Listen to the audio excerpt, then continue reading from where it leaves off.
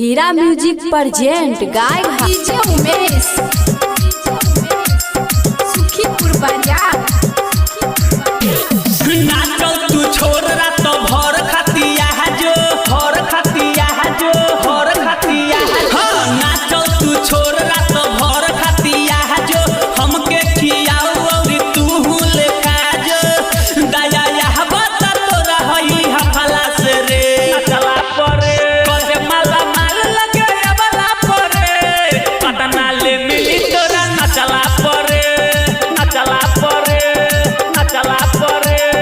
कदे माला माल लगे अबला परे पटना ले मिली तोरा नचला परे नचला परे नचला परे कदे माला माल लगे अबला परे नचला परे सुखीपुर बाजार। कौरी दू कौरी खाती घंटो तू न चलू खो देला सब बोला कैसे बचल कैसे बचल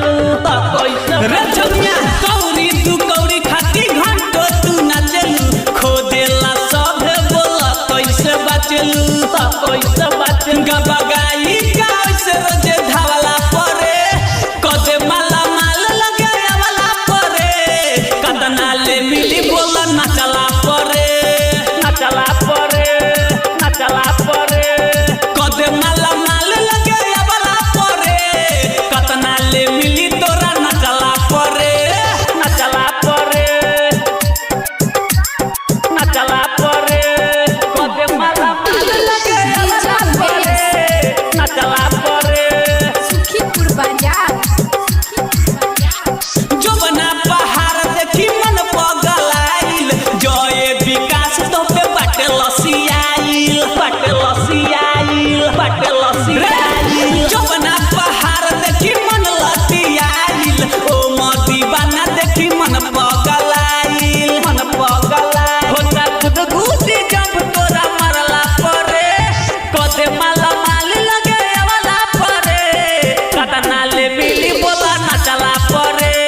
नचला परे नचला परे कदे माला माल लगे वाला परे कतना ले मिली तोरा नचला परे। हीरा रिकॉर्डिंग स्टूडियो गाय घाट मुजफ्फरपुर।